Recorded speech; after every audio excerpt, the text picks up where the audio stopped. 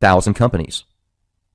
He has been able to take his background and transition it into research on Planet X, and has recently compiled an awesome book with a treasure trove of information.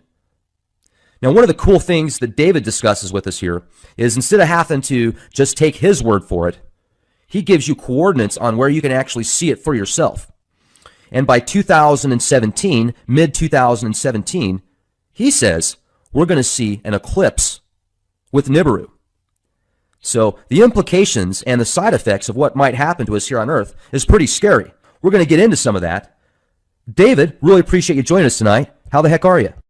Very good tonight, sir. How are you? I'm doing fantastic. I appreciate you coming on here with us. I know that you had reached out to us a few weeks ago. You've got a really cool book coming up here that's going to break everything down with Nibiru. You know, let's talk about what you do. Well, the way I got into it, I've always believed in following the money. About 5 years ago, I got into some research on the Pentagon black budget.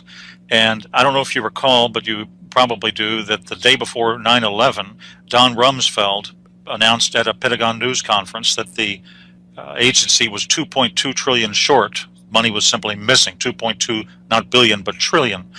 So having worked for a period of time at the Pentagon, I realized this was most likely black budget funds.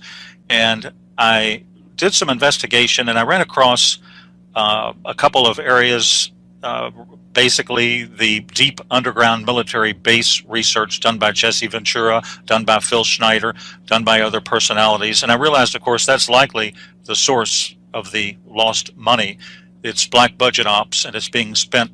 And why is it being spent in terms of these type of bases? So that's how my curiosity was picked, you might say.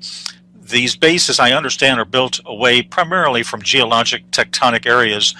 But again, when Planet X passes, you're going to have new geotectonic faults established when you have force 11, 12, 13, 14 earthquakes. So I don't know how safe they're going to be. It could be a lost investment for those people. In any case, that was my basic introduction about 5 years ago. And then I got into the science of the topic. Well, and science is something that I'd really like to get into today, so we could help the skeptics see some solid evidence to help them prepare, mentally, physically, spiritually, whatever. It sounds like it's going to be difficult in many cases to prepare for this type of event if it is as serious as many predict. Different underground bases. They've been building them for years. You can go all the way back 70 years, and they were building these things, probably even before that. So have they been spending more money since 2001 on these underground bases then? My understanding, and this is partly from Phil Schneider, I know he worked 11 years at Groom Lake, Area 51. He says the black budget varies between 0.2 trillion and 1.2 trillion per year. I'm not sure when the inception started. It was absolutely going on in the late 70s and 80s.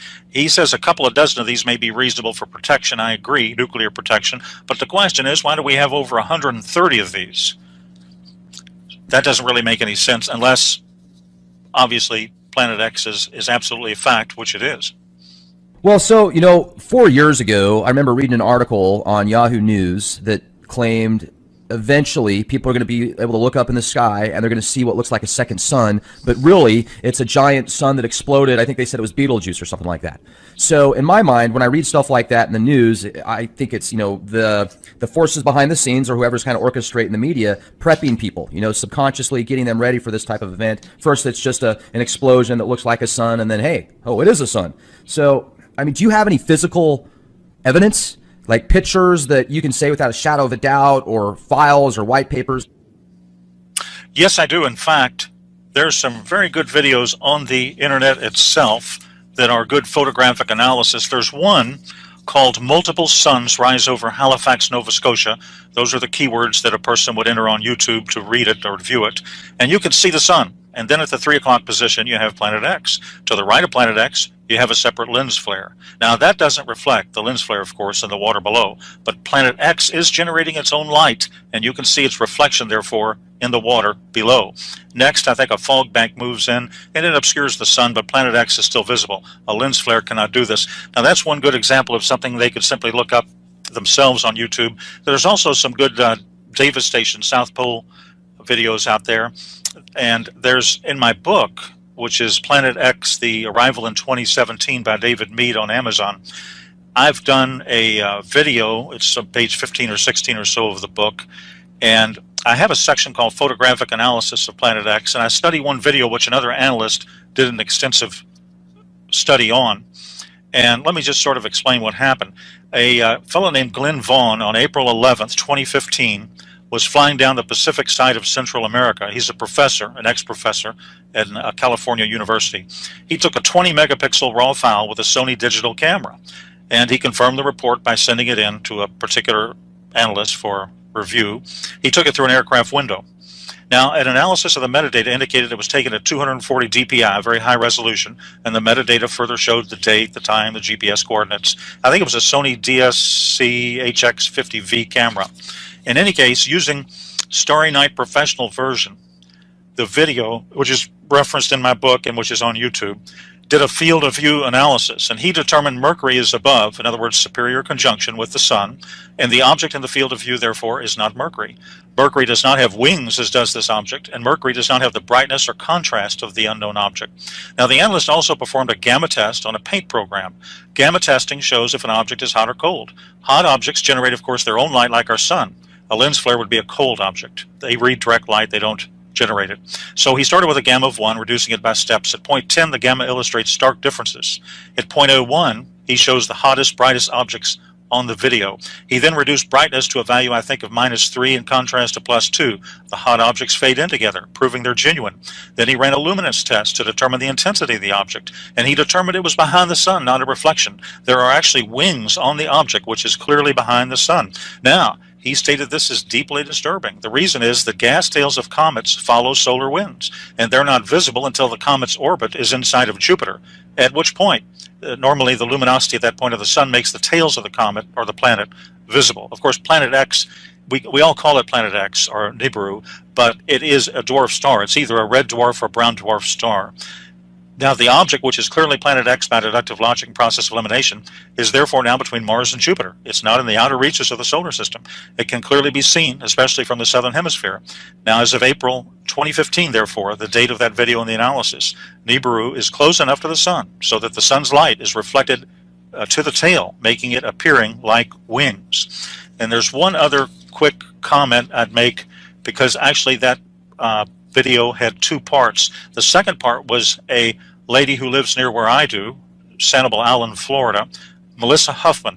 Now, you can look at this video itself on YouTube. I think it has more or less gone viral, and nearly 1 million people have looked at it. And this is a 2015 video.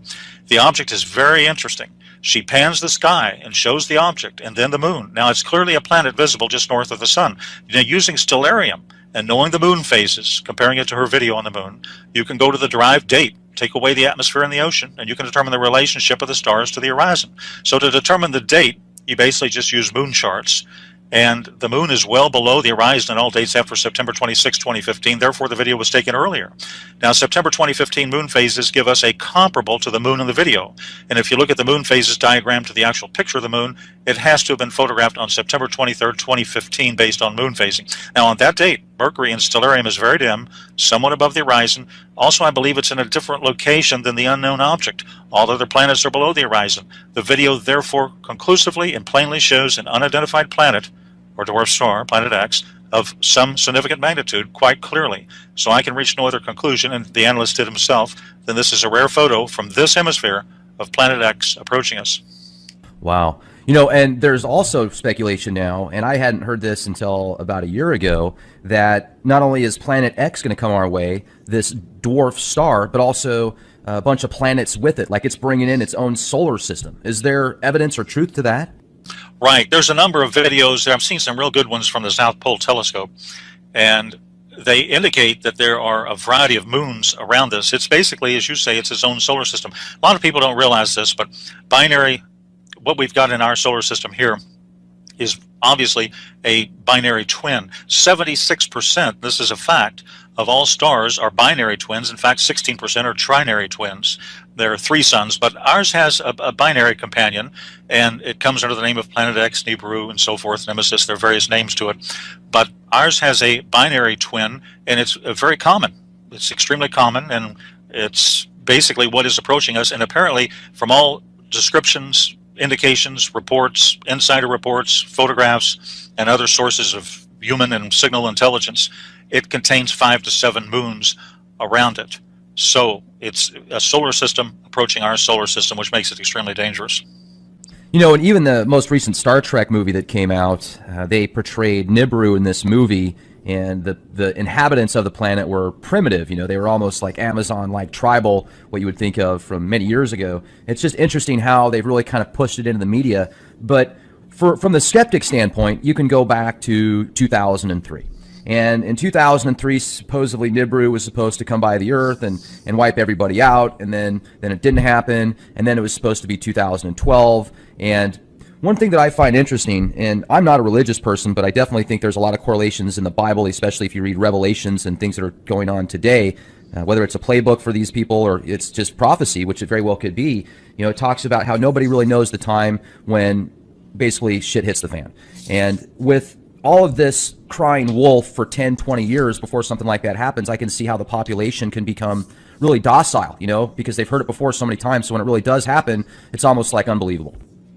Right. There's a lot of disinformation out there, and you have to consider the sources of the disinformation. Obviously, I have a feeling when people join Congress nowadays, whether they join as a senator or at the lower level, that they have a visit from a higher up or from their local NSA agent pretty quick on, and they say, you know, you're going to find out some things that we don't want you to talk about. And if you don't talk about them, guess what? We're going to give you a seat in an apartment at an underground base when this all happens. And so you don't really have anything at all. You have a complete, you know, blackout of news from the so-called authorities of Washington, D.C. But again, what do you expect? You have to consider the source. Now, there's been a lot of Google and NASA cover-up, in my opinion, on this. And I'll give you an example of it real quick that might sort of answer your question and also even move us a little bit into a combination of astronomy and the Apocalypse, the book of Revelation, last book of the Bible. So there's an object I call the Red Dragon Anomaly, which appears in the constellation Virgo.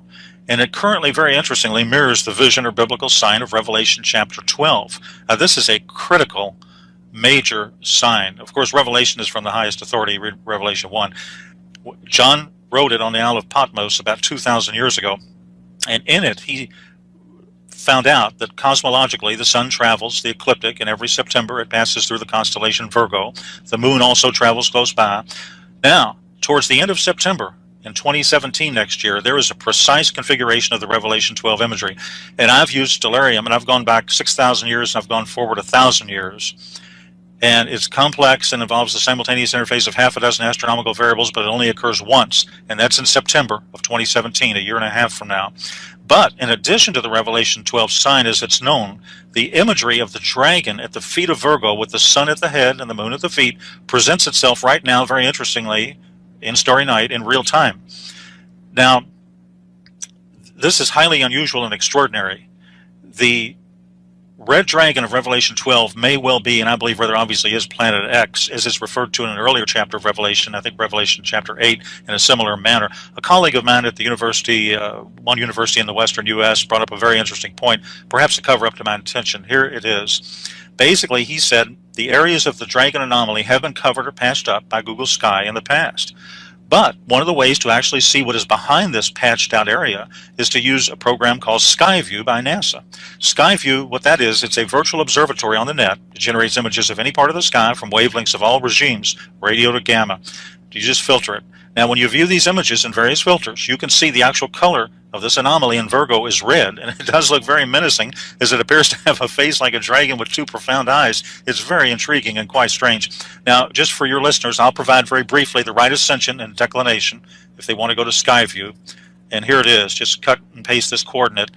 Here's the right ascension, 13 hours, 50 minutes, 44 seconds. Here's the declination, and that would be minus 8 hours, 13 minutes and 59.7 seconds. So right ascension is the celestial equivalent of longitude, and in the sky latitude is called declination. So you just enter those coordinates, and then on Skyview you just choose the Iris 100 micron telescope setting, and there you are. You've never seen an object quite like this one. Now, the sign itself might be a sweeping parenthetic of that entire biblical 70th week of Daniel, which is a key to solving the most complex cryptogram in existence, the Book of the Apocalypse. As to what it is, the astronomical scientific community, I think, is keeping a very low profile. And the question is, why did they ever cover it up to begin with? Well, and not only that, if we could get into some of the more scientific stuff as well that you talked about, that you put together, is in your opinion, the Great Flood that's talked about and has been talked about all over the world in other mythos as well. Do you feel that that was caused by this orbital, from Nibiru coming back many years ago, getting close to the Earth and caused some type of giant tidal waves and stuff and earthquakes? Well, it indeed could have. I'm not positive of the exact date in biblical history of Noah's flood. I think it was close to 4,000 years ago, might have been a little bit more. Very good question. Now, in fact, what that question leads us into is the main item we have historically in terms of archaeology to help us relate on a scientific basis to a prior pole shift by the Earth is something called the Nebra sky disk. Now, this is a 12-inch bronze disk, the Nebra sky disk. It may be the key to determining the last recorded time in history that Planet X actually flew by the Earth. The disk is bronze. It's inlaid with gold. It was found near Europe's oldest observatory in Gossig, Germany. Now, the story of the disk is quite unconventional. It was found, I think, in 1999, by German treasure hunters, and they were using metal detectors inside an ancient forest. However, German law dictates that all such relics are state property. So instead of turning it in, they attempted to sell it on the international market a couple of years later in 2002. Now, working for the Swiss government, an archaeologist named Harold Meller, I believe, posed as a straw buyer. The disc was seized by authorities, and then it was analyzed. Now, what it contains symbols including the sun, the moon, the constellations, I think, of Pleiades, Capricorn, Piraeus, and Gemini. Now, the disc reflects the sun in the position of a solar eclipse. What is causing the eclipse? Well, it's not the moon, which is on the opposite side of where it should be located. So I think the best deductive logic is that an unknown near-Earth object is causing the eclipse. Now, this 32-centimeter disk weighs about 2 kilograms. Again, it's decorated with gold leaf symbols, and the gold leaf symbols also reflect 4 planets: Venus, Mars, I believe Jupiter, and Mercury. Now, using modern-day astronomical software, you can plot the actual day and hour the disk was produced, and the result is very precise. It was produced at April 6, 1810, BCE at 8:30 a.m. The disk was thus created during the Bronze Age, which is 3,826 years ago. Now, there's a curved bar at the bottom of the riverbank, the Saal River, which still currently exists. Much of the disk's current coloration is green due to a tarnishing effect. And the discovery site is a prehistoric enclosure in the Ziegelrodes Forest, known by the name of Mittelberg or Central Hill, 60 kilometers, I believe, west of Leipzig. Now, the treasure hunters stated it was found within a pit in the forest near the ancient Gossig Observatory. Now, here's something extremely interesting. Upon examination, the disk reflects the constellation Orion at the very bottom. Orion should not have been observable from that location in Germany at that time. The nearest location, in fact, from which the constellation Orion, could have been observed is Luxor, Egypt. That adds to the mystery. The only logical conclusion is that this 26 to 30 degree difference is accounted for by simultaneous pole shift. So this mystery-shrouded sky disk of Nebra is an advanced astronomical clock. It's a compendium of knowledge. And I think it gives us the best proof of the existence and passage of Planet X in the ancient world. So the purpose of the sky disk is really no longer a matter of speculation. I believe, and others believe, it's the oldest visual representation of the sky in existence, and it postulates and proves the approach of a near-Earth object causing the daytime eclipse, as well as causing a major pole shift that has just occurred, and that was 3,826 years ago. And have you heard of the Sumerian tablets? Yes, I have. They were analyzed by a fellow named Zechariah Sitchin, who wrote a book called The 12th Planet back around 1970, 75, I believe it was. And the stuff he talks about in his books as well, when he deciphers the tablets or translates them, he talks about Planet X and Nibiru, the winged destroyer, and basically a 3,600-year orbital pattern, or orbital cycle. So it's been talked about for forever, basically. Previous generations, and it sounds to me like we're getting pretty close to where if you've got a pretty good telescope and you know where to look, you can go outside, look up in the sky, and you can see it for yourself.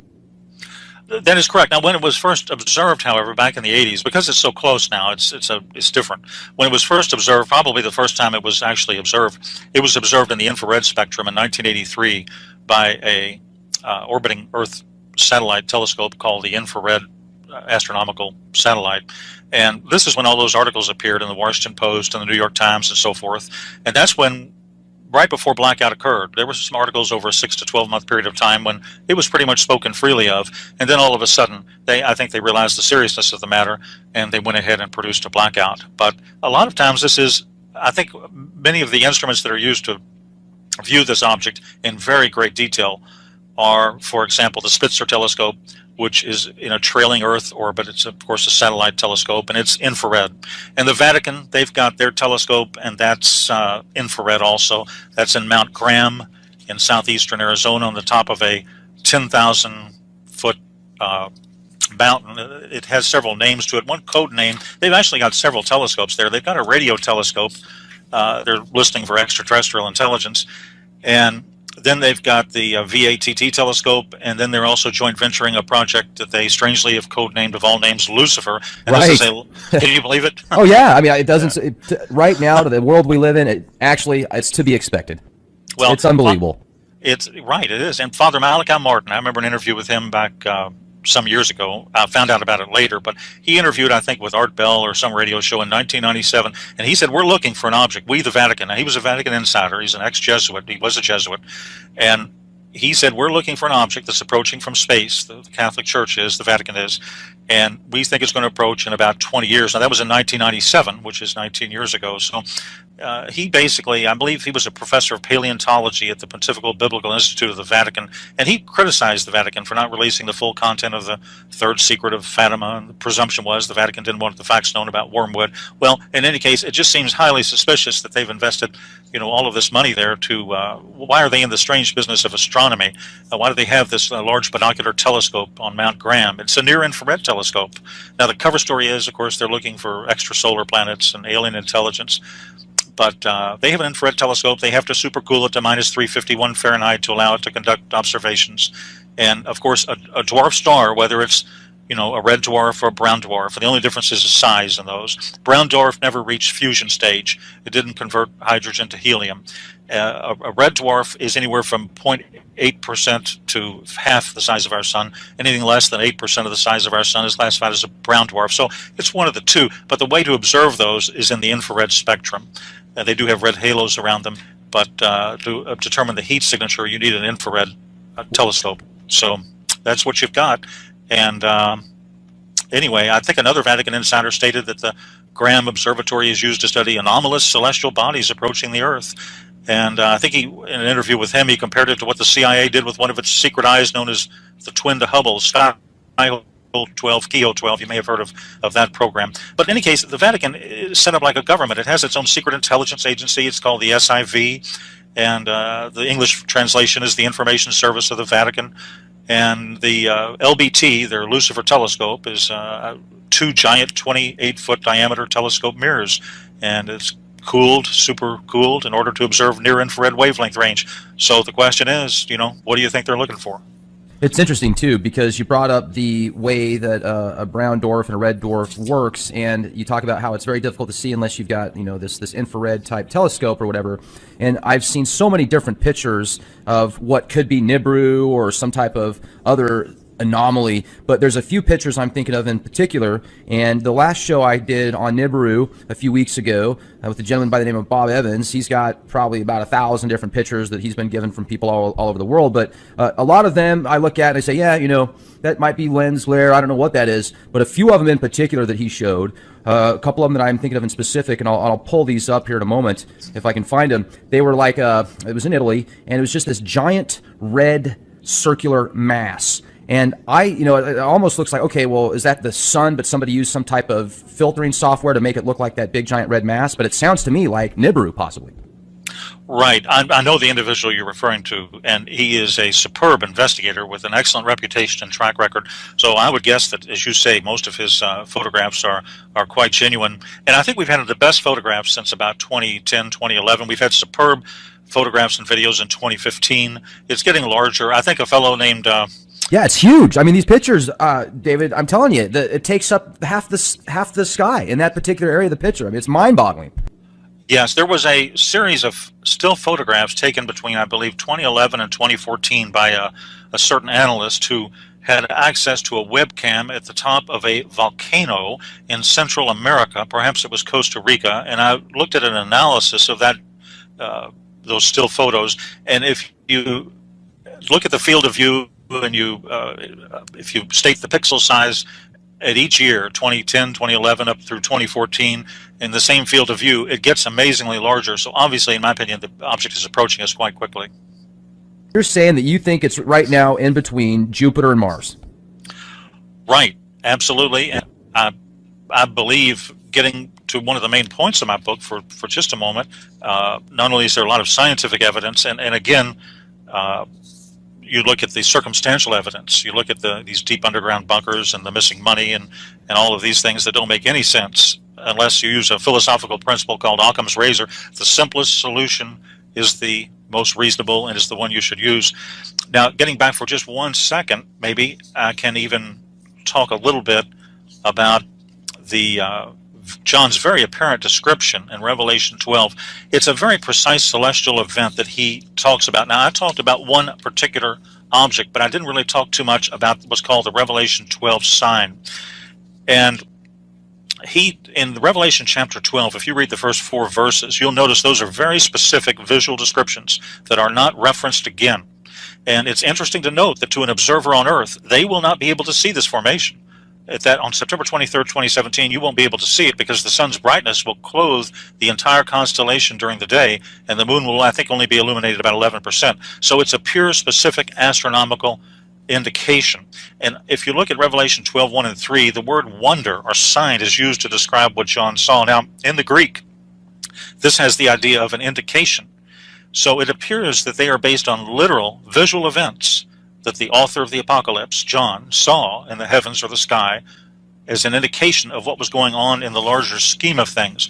Now, that date itself is what I call a time marker or a key to a cryptogram. It is not the final key, in my opinion. It's only a preliminary key. That's not the date, in my opinion, when you're going to see Planet X in the sky. You're going to see it at the last possible minute, and I believe I know at least the month, but maybe not the week, but I do know the month when that will most likely probably occur. And again, the analysis comes from Revelation chapter 12.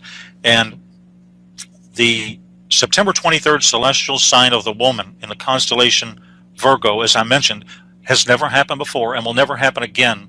Jupiter has to move in several directions in retrograde and so forth for a period of about 400 days in a part of that constellation to fulfill that exact astronomical requirement. And that, in conjunction with the 12 stars at the top of the woman's head and the moon at her feet and the sun and so forth, these things do not occur in exact sequence except in the month of September of 2017. So again, I would call that some sort of cryptographic key that we need to proceed from. Now, remember this, the blue daytime sky is going to hide Planet X until it eclipses the sun. But there is going to be a full disk solar eclipse right after September 23rd, 2017. This occurs, if you look at moon charts, on October 5th, 2017. And what happens, of course, during a full disk solar eclipse is the sky turns black, and that will reveal at that point, that week, in my opinion, the week of October 5th to 12th, if the book of Revelation is true, because this ties in perfectly with it, that could well be the exact month that we can first see it with the naked eye. So, in my opinion, combined with a predictive computer-generated astronomical model, the Bible, the book of Revelation, the Apocalypse, tells us that the red dragon, or Planet X, or Nibiru, appears after September 23rd, 17, but it has to appear before October 11th, 2017. At that date, October 11th, 2017, the sign in Virgo, the woman Virgo, will no longer be, quote, pregnant. Then the red dragon, or Planet X, therefore must make it an appearance before October 11th. So that seems to be a cutoff date. Jupiter, which is known as the planet or the star of the Messiah, exits Virgo, the Virgin, on October 11th after having spent, I believe, 301 days or about 42 weeks in the, quote, womb region of that constellation. And again, after that point, the woman will no longer be pregnant. So that gives us a very narrow window, just to use the book of Revelation or the Apocalypse as sort of an intel briefing. And the great sign of the woman is described in Revelation 12, 1 to 2, forms and lasts for a few hours. And according, again, to astronomical models, this sign has never before occurred in human history. It will occur once on September 23rd, 27. It will never occur again. And I believe it places us right at the time frame from that analysis of the Planet X approach to the Earth. So I believe this is something very interesting that's covered in a lot of detail in the book. And I believe, though, if I'm not mistaken, the individual you just referenced, Bob, I believe he also believes that 2017 is highly likely. You know, that's what he said in the interview.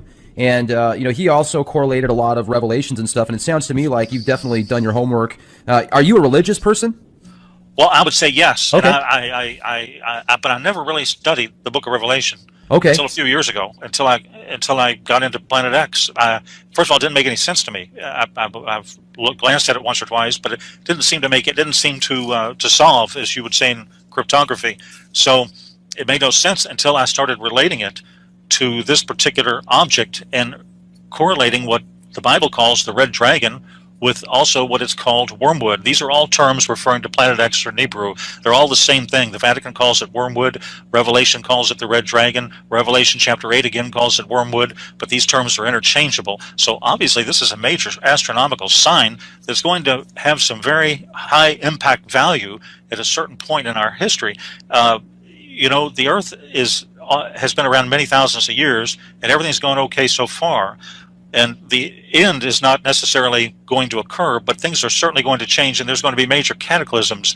And the Earth is actually very cataclysmic in its nature. Only 500,000 years ago, there was a pole shift. 6 million years ago, there was a pole shift. 6 million years ago, I understand, the state of Alaska was near the equator, what we now know as the equator. So the 65 million years ago, as you know, there was a major asteroid collision near Mexico, and scientists say, well, that wiped out the dinosaurs because it caused ash to cover the sky and it destroyed plant and animal life. So we really live in a very cataclysmic universe. And the interesting thing about these asteroids, that Planet X has a tail anywhere from 250,000 miles to several million miles long. And the dust of that planet is red iron oxide, but the tail, especially as it passes through the asteroid belt between Mars and Jupiter, picks up a lot of asteroids, some large, some small, some kilometers in diameter. And these items, the U.S. and the world actually has nothing at all to protect against an asteroid collision. You can't shoot a nuclear weapon at it because all it would do is break it up into more pieces and you'd have more targets hitting the same area. There's no early warning system. There's no way really to protect against this. Yeah, I mean, you'd almost have to find a way to send something that could move it, you know, hook up some thruster system to it and have it blast off the opposite direction, because obviously inertia, yeah, you shoot a missile at it and then it's just going to be a million other pieces that are going to fire onto the Earth. So, very right, interesting. And they haven't discovered that yet to my knowledge. They're probably working on it, and they might have it in 50 years, but I don't think they have it yet. Yeah, I mean, absolutely. Who knows what they have. So how far before you think, I mean, do you think in 2017 it's going to be chaos on Earth? Do you think that it's basically going to be blowing up, you know, earthquakes 10 times more than they are now? What's going to happen a year from now? Right. Well, at that point, I would prepare. Now, here's something very strange. I would prepare on or before the fall of 2017.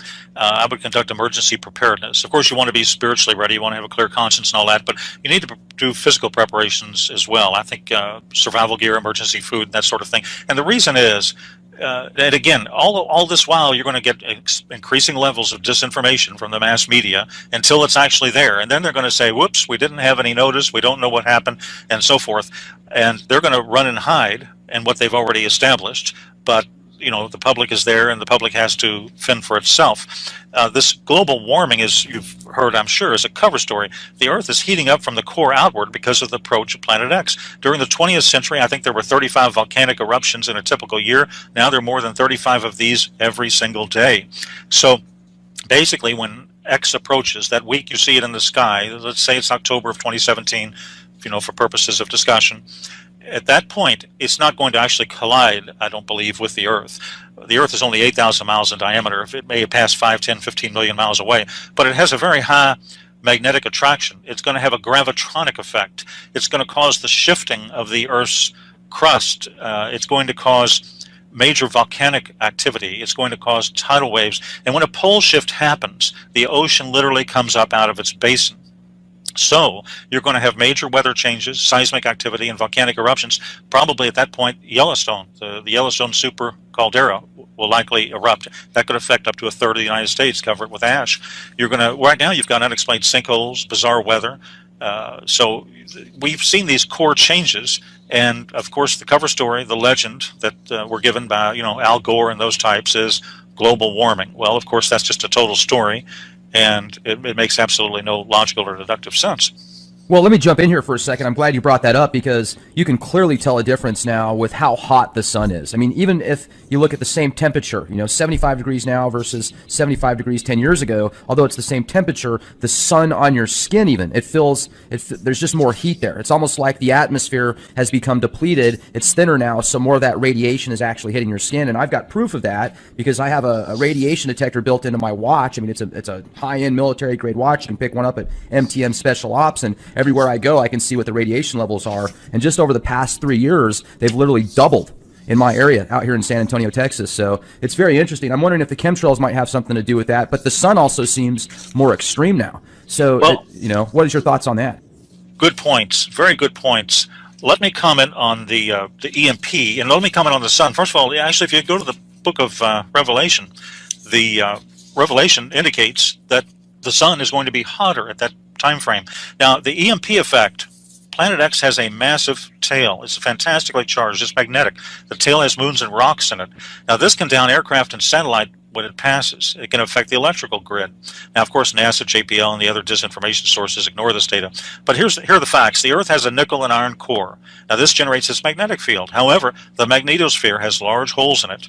The magnetosphere is a static shield. Now, under routine solar conditions, it protects the Earth from coronal mass ejections. But when Planet X arrives, we're no longer under routine solar conditions. Now, you look at Air France, for example. I think that was back in 2009, Air France 447. This is a little bit off topic, but really it's on topic because it's an excellent metaphor, an excellent visual type of illustration as to the power of Planet X. When Planet X hits, the utilities are going to be shut down for anywhere from 3 months on. There's going to be $5 trillion worth of damage to the electrical grid. But let's go back to Air France 447 back in 2009 to give you an example.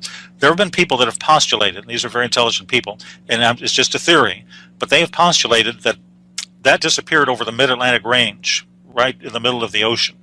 Now, that's involved with the Earth's earthquakes. The EMP between the mid-Atlantic range and Planet X could have caused its destruction. And the same thing with Malaysian flight, ME-370. It may have flown into an EMP pulse. The flight path was highly irregular. That's indirect evidence. And this occurs when the North Pole of Planet X is pointed directly at the Earth during its approach. Magnetrons and electrons burned out through an EMP event. I think the cell phones of the passengers as well burned out. So none of the theories really answer in terms of those aircraft. All the questions are fully explained what happened that day, but it could be an indirect effect of the approach of Planet X. Now, also, you mentioned these chemtrails.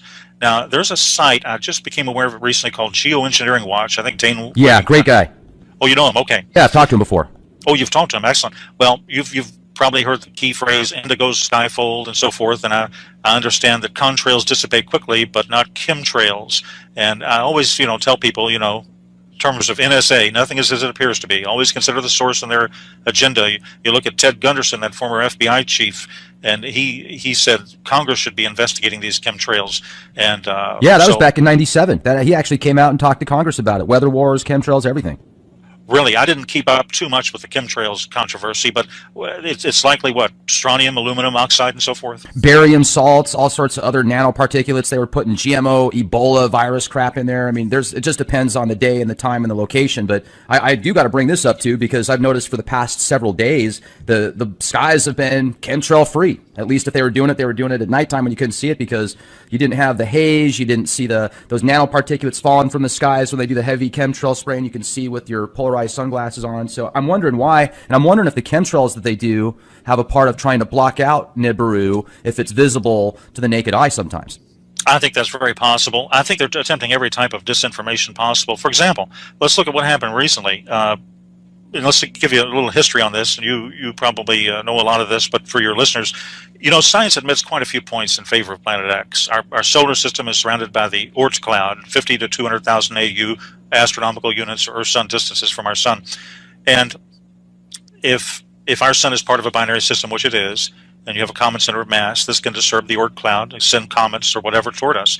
Now, science also admits an asteroid impact is absolutely responsible for the extinction of the dinosaurs about 65 million years ago, and the Tunguska effect or event in Russia in 1908. I think that explosion had 1,000 times the power of the atomic bomb dropped on Hiroshima, flattened 80 million trees, 840 square miles. Now, here's the thing. Science admits a recently discovered dwarf planet named Sedna has an extra long and a rather unusual elliptical orbit around the sun. I think it's 76 to 900 AU. And Sedna's orbit is estimated 12,000 years. Mike Brown of Caltech said Sedna's location doesn't make any sense. Sedna shouldn't be there. There's no way to put Sedna where it is. It never comes close enough to be affected by the sun, but it never goes far enough to be affected by the stars. Now, this fellow Brown is part of a Caltech team that claims to have discovered the 9th planet earlier this year, in 2016. And as you know, Pluto's been demoted. It's no longer considered a planet. But Brown's calculations suggest Nemesis, or the 9th planet, whatever they want to call it, is 10 times the mass of Earth. Now, science also knows, as I mentioned, that binary star systems are very common in our galaxy, and red dwarfs are very common. They're the most common type of star in the galaxy. So the existence of Planet X, the Planet X system, is therefore quite in line with the current knowledge base. But to wrap it up, this so-called 9th planet, recently disclosed in January of this year by the NASA people, never a straight answer, is a combination, in my opinion, of information and disinformation. It's what we would call in the intel community a Bush League type of propaganda. My advice to anybody thinking about this or thinking about doing too much research on this quote discovery of the 9th planet, don't major on minors. I don't study their announcement too much or pay much attention to it. Now, the real Planet X is in the vicinity of Mars and fast approaching Earth. It has no direct relationship or indirect relationship to this recent discovery, and this so-called discovery is just one more piece of evidence, in my opinion, that the powers that be are running scared and making mistakes as they go. Well, certainly making mistakes as they go sounds like a common theme for them. You know, and also you look at so much today as far as pollution and, you know, just the fracking that's going on around the world right now. There's so much oil that's available. They're running out of space to put it. And if those things go, you know, those fracking systems, and like, let's look at LA, for example, all the methane that's getting leaked out there. There's just this huge emergency. It's not really being talked about much now. It was a few weeks ago, but now it's hush hush.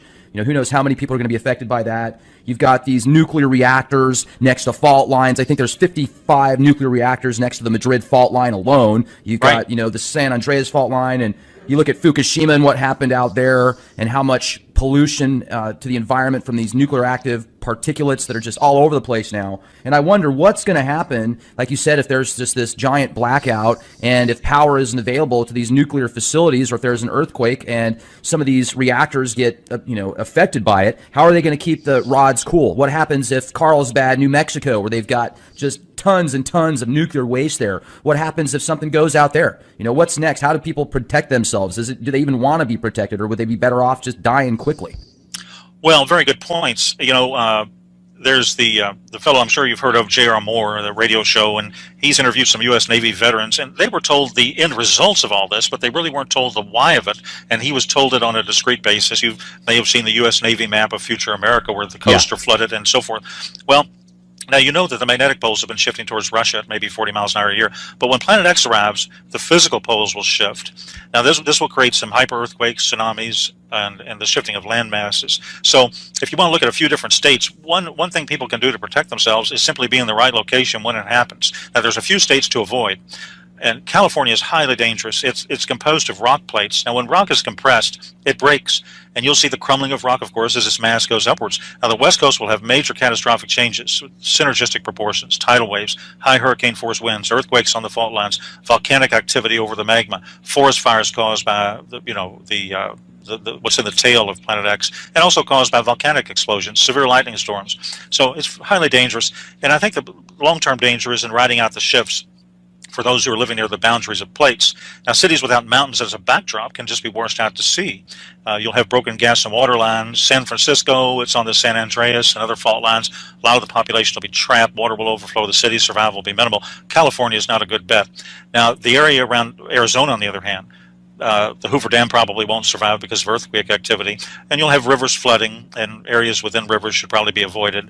But you look at Phoenix and some of these main cities. Arizona has withstood many a pole shift. The area around Tucson is safe. Florida is another very dangerous state. Its highest elevation is 105 meters in the Panhandle.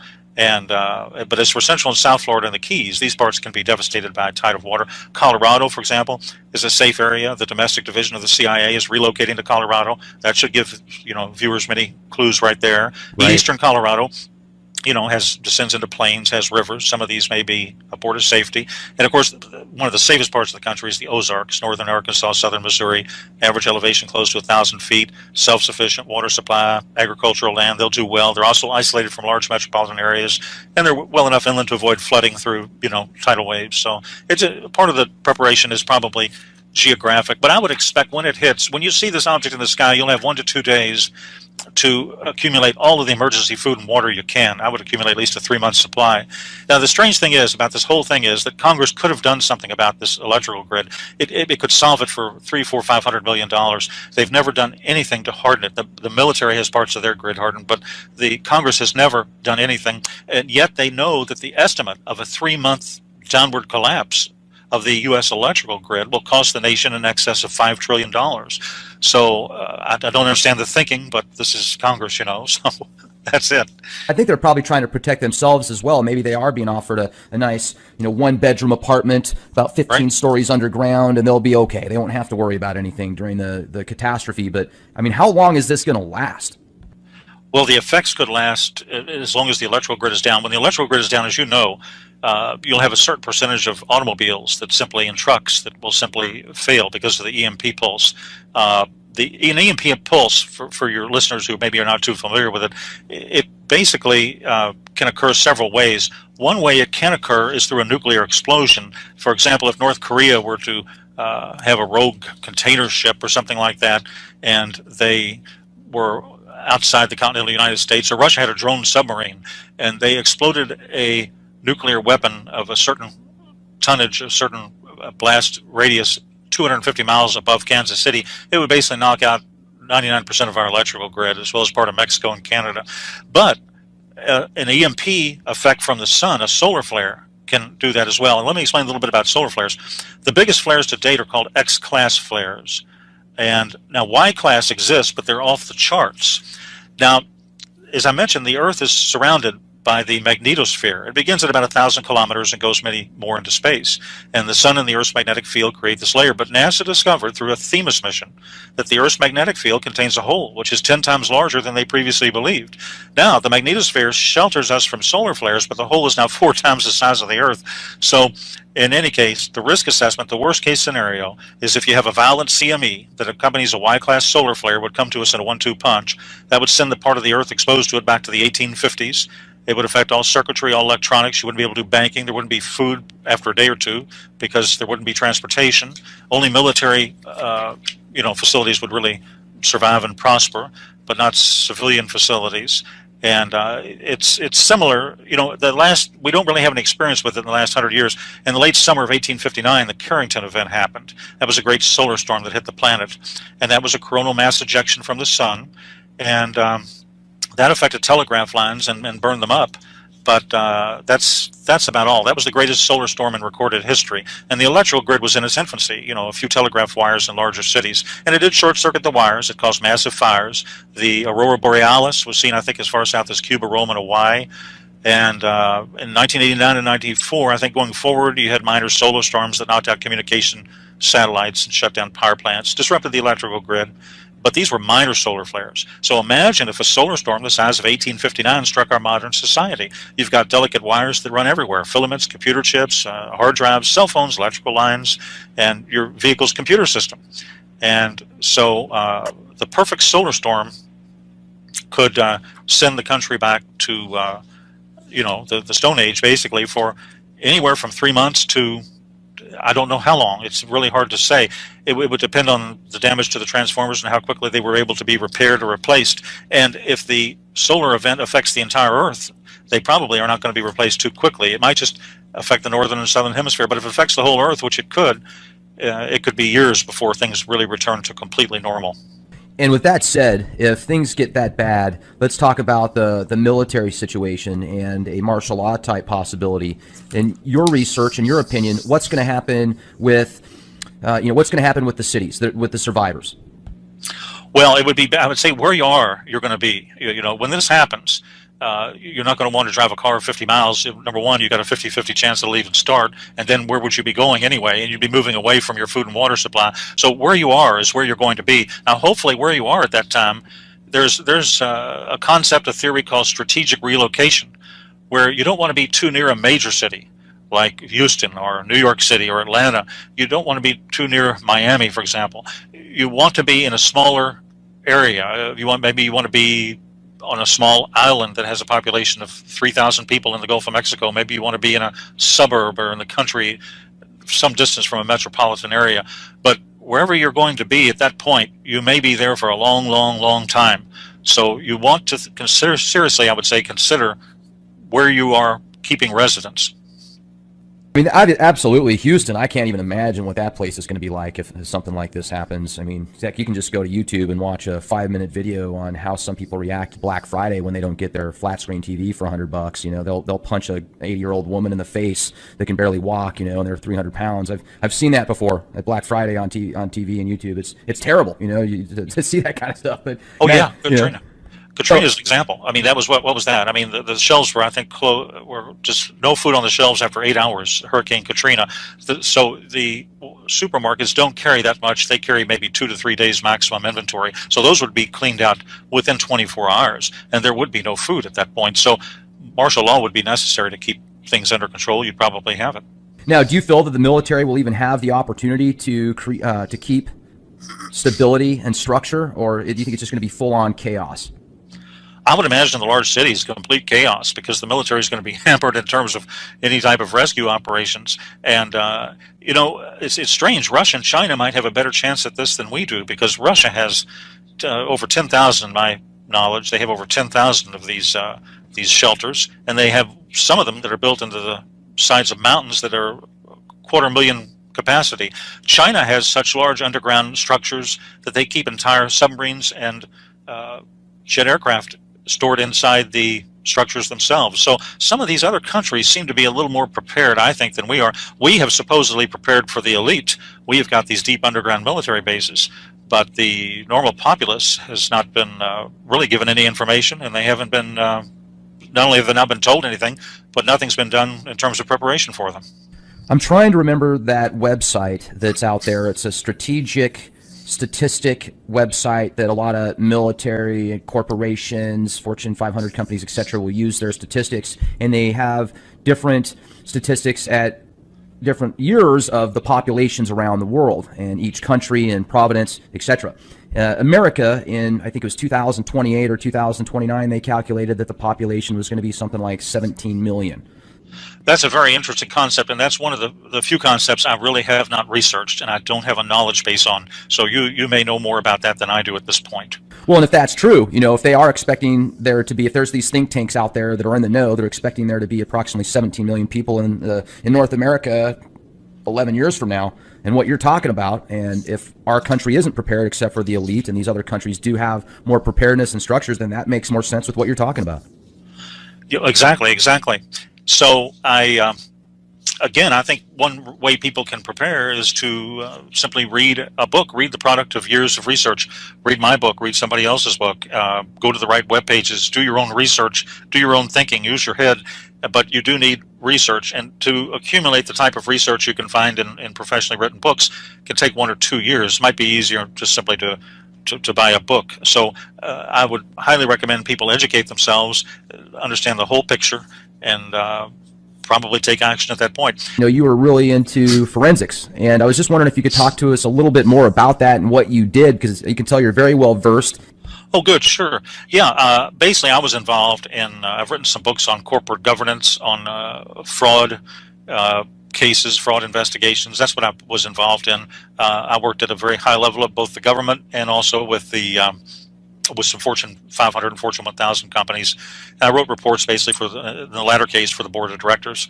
And I would do, I was more or less a specialist in research. I was an investigator, and you know, my reports were very highly detailed. And I've written a book, in fact, on research, and I've written a book on corporate governance. So I'm you know, very familiar with all of the problems these large corporations have had, starting with Enron and WorldCom and so on down the line. And you haven't heard much lately about it, but for about 10 years, it was an unbelievable situation. And that's the period of time when I was involved in on the good side of the investigations and watching what happened and writing about it.